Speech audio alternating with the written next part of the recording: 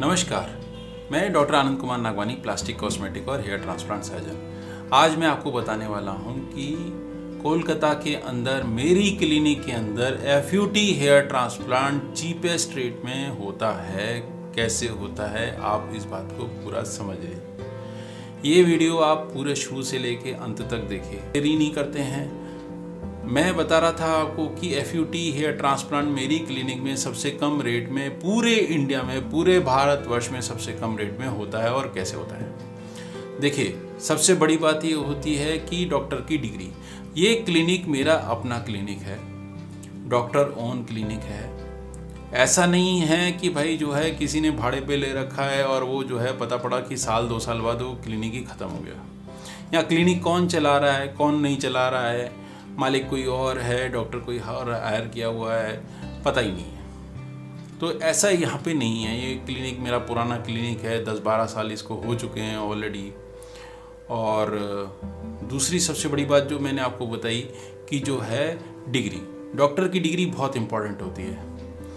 मैंने master of surgery किया हुआ है, उसके बाद मैंने MCH किया हुआ है, तो ये एक बड़ा मायने रखता है। इसमें बेसिकली ये है कि अगर आपको क्लिनिक की श्योरिटी हो गई, डॉक्टर की डिग्री की श्योरिटी हो गई और आप एक अपनी सर्जरी करा रहे हैं, तो आप एक निश्चिंत तरीके से हमारे यहाँ से करा सकते हैं। अब बात आती है पैसों की, जो मैंने शुरू किया था कि ये चीपेस्ट हेयर ट्रांसप्लांट हमारे यहाँ कैसे होता है या ये चीपेस्ट कैसे है। तो चीपेस्ट होने का सबसे बड़ा कारण है कि आप दिल्ली के रेट कंपेयर करिए, कलकत्ता के भी रेट कंपेयर करिए।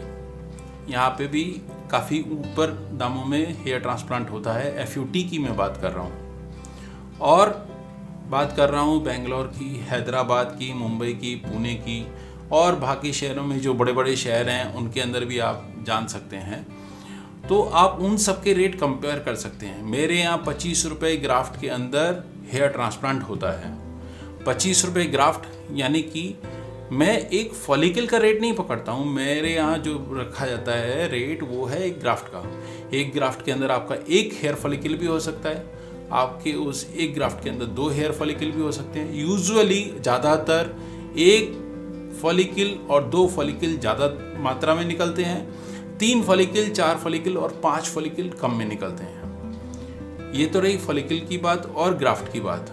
तो 25 रुपये ग्राफ्ट है, ये आप कंपेयर कर लीजिए सब जगह में, बड़ी बड़ी अच्छी क्लिनिक में, जहाँ पे कि रेपुटेटेड क्लिनिक है और डॉक्टर की डिग्री सही है।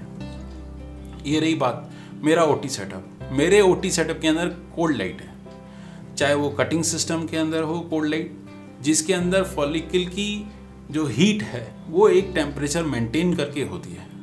यूजुअली हम हेयर फॉलिकल की जो टेम्परेचर होती है बिलो 4 डिग्री रखने की कोशिश करते हैं, और ये टेम्परेचर चेक भी होता है। 0 डिग्री से अबव रखते हैं, नहीं तो उसके अंदर क्रिस्टलाइजेशन होने का रहता है, और इसको 4 डिग्री के आसपास रखा जाता है, जिससे कि इसकी स्टीमिया कम से कम होती है। कोल्ड लाइट होने से हमारी बहुत सुविधा है।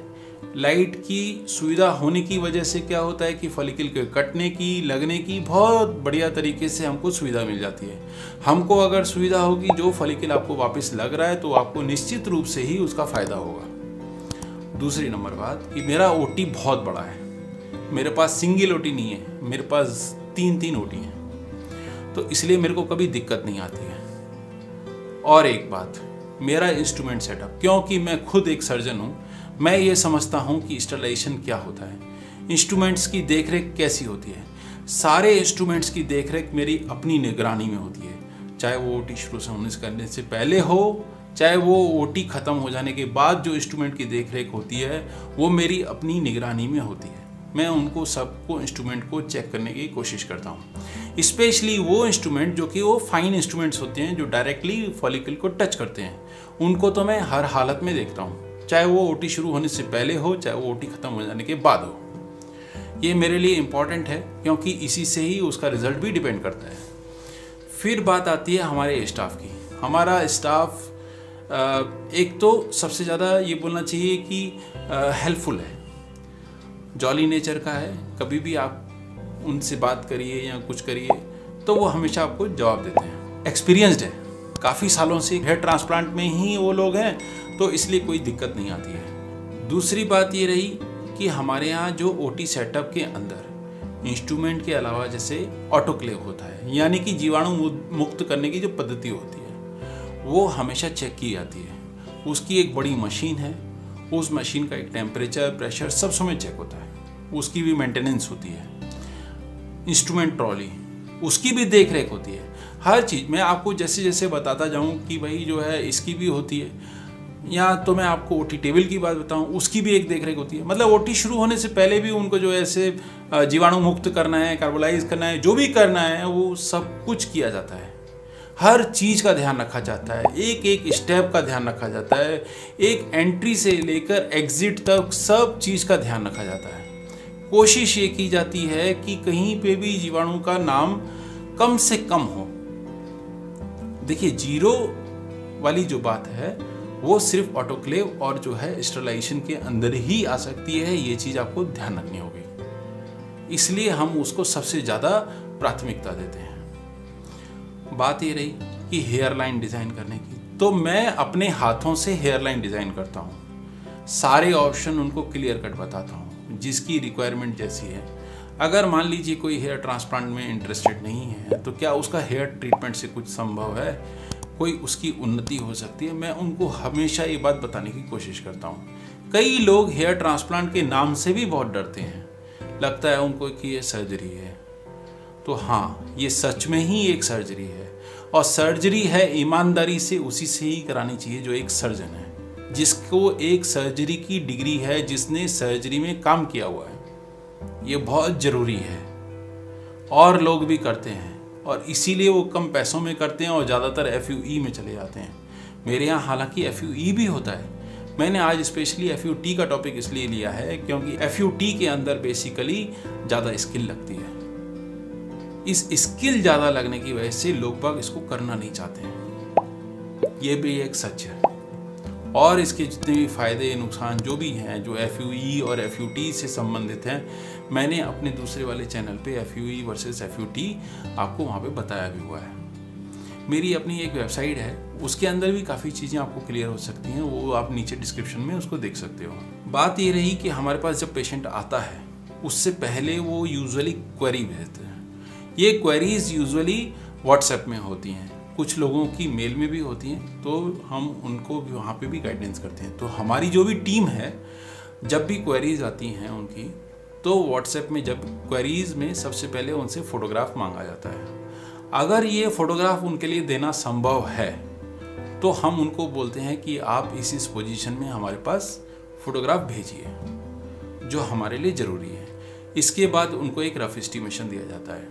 कई बार उनके मैसेज आने पे या कॉल करने पे हो सकता है, कभी कभी ऐसा भी होता है कि यहाँ से रिप्लाई होने में देरी हो जाती है, लेकिन कोशिश ये किया जाता है कि एट अर्लीस्ट पॉइंट हम उनको रिप्लाई करें। इसके लिए हमारी एक टीम भी है।